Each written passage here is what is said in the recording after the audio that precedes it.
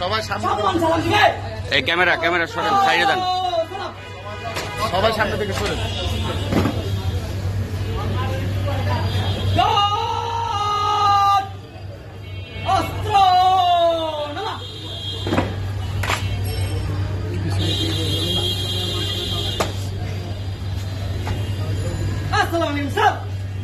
আপনার পরিদর্শনের জন্য প্রস্তুত স্যার।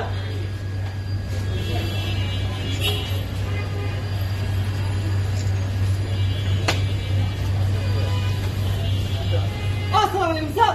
গার্ড পূর্ণবিধির জন্য আপনার অনুমতি পাচ্ছি স্যার।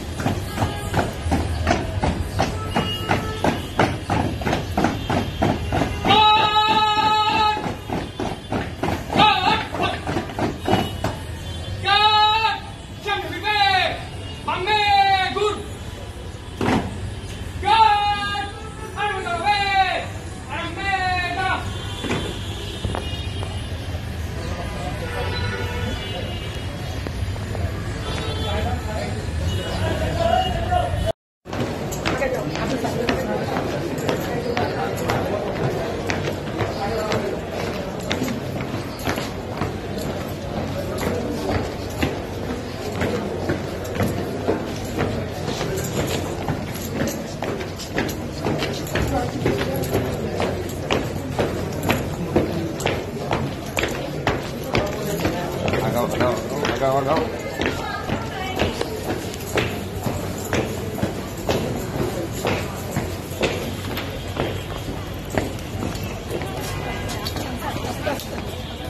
আসেন চলে আসছে।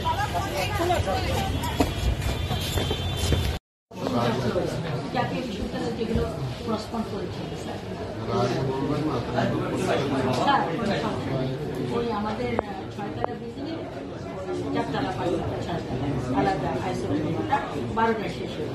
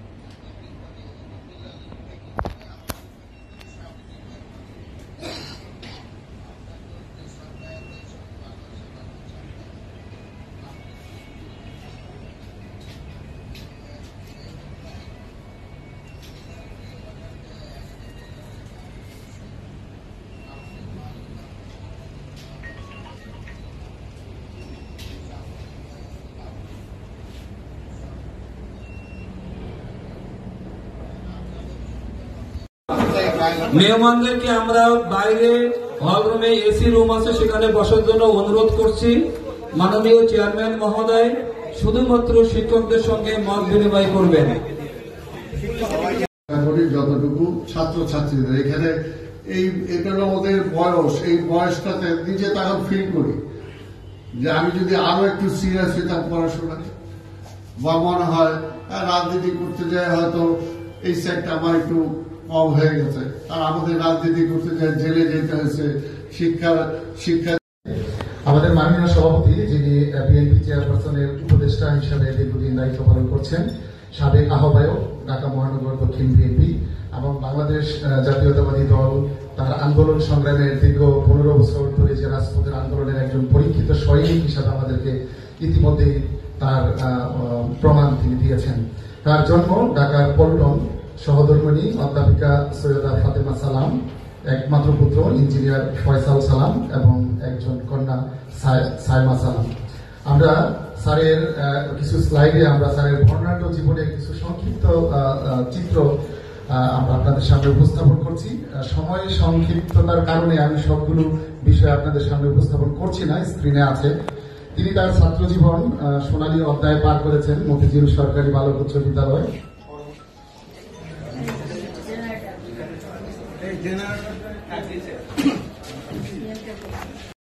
নিতে হবে, তাহলে কিছু নাই। আর শুধু প্রতিষ্ঠানে শুধু আমরা নাম ক্লাসে আসলাম বা হাজিরা দিলাম বা সময়টা পাস করে চলে গেলাম না। শিক্ষকের এই শিক্ষকতা কিন্তু এটা শুধু চাকরি না। শিক্ষকতাটা শুধু চাকরি যদি মনে করেন তাহলে কিন্তু আপনি সত্যিকার অর্থে শিক্ষক হওয়ার যোগ্য না। এটা একটা সমাজের জন্য, মানুষের জন্য, রাষ্ট্রের জন্য এটা একটা নোবেল সার্ভিস। আপনি কতটুকু বেতন পাইলেন সেটা বড় কথা। আগে দেখেন শিক্ষকরা নিজে, আমি যে ক্রীড়া শিক্ষকের কথা শুনলেন, আমরা নিজেরা দেখছি যে একটা ভালো খেলোয়াড় দেখলে ওই শিক্ষকটা তার নিজের বেতনের টাকা দিয়েও তার একটা, হয়তো আগে আমরা কি দেখছি যে ওই স্পিডিং শুজ এগুলো কেনার মতো অনেকের ছিল না, দেখা যায় নিজের পয়সা খরচ করে তাকে একটা কিছু কিনে দিচ্ছে বা বলতো তুই দুধ খাবি বা তুই ডিম খাবি, টাকাটা নিয়ে যা। আজকের এই সার্ভিস, এই জবটাই হলো সেরকম, কিন্তু আজকে সেই অবস্থাটা নাই।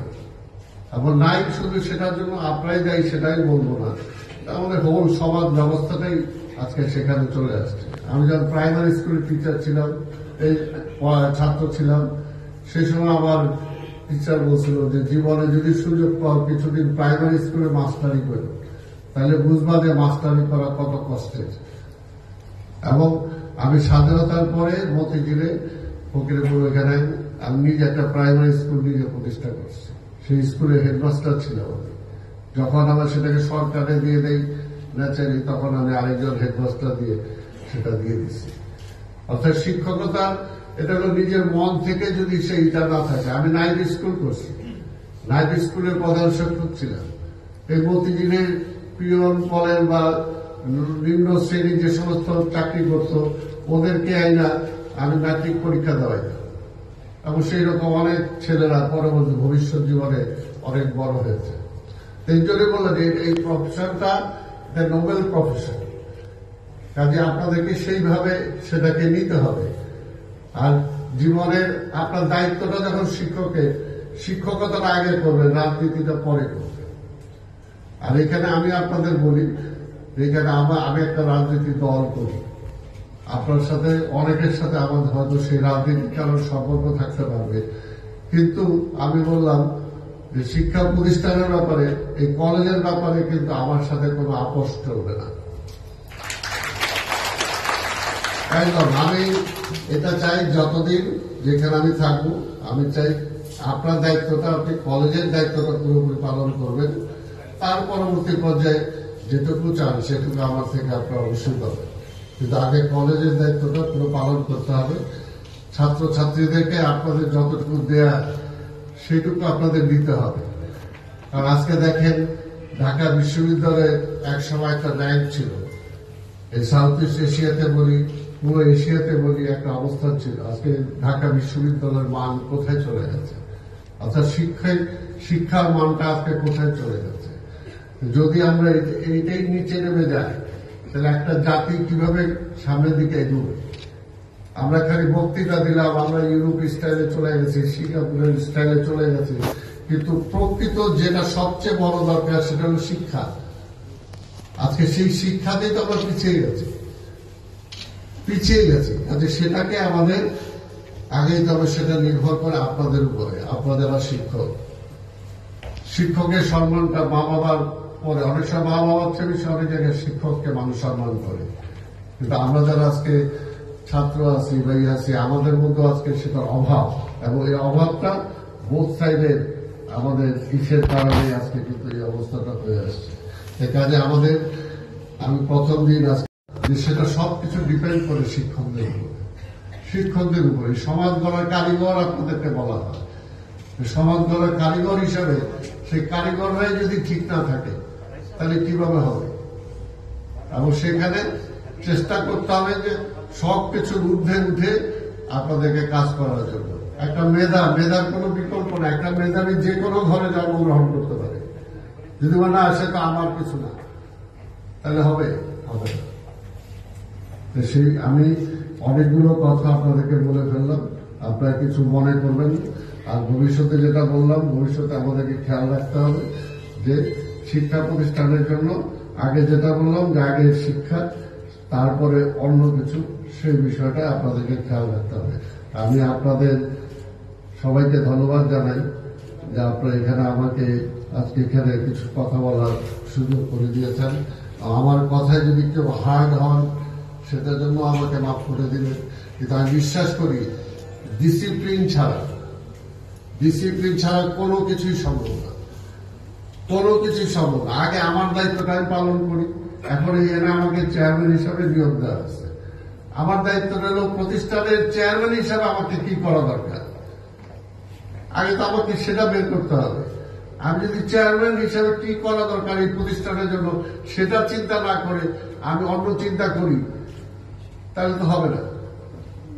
কাজে আমার প্রধান দায়িত্বটা হলো এটা, যে শিক্ষা প্রতিষ্ঠানটা যাতে ভালো চলে, আপনারা যাতে ভালো থাকতে পারেন, ছাত্রছাত্রীরা যাতে আপনাদের দ্বারা তাদের শিক্ষানবিশকালীন যাতে তারা উপকৃত হয়, ভালো সার্ভিসটা আপনাদের থেকে পায়।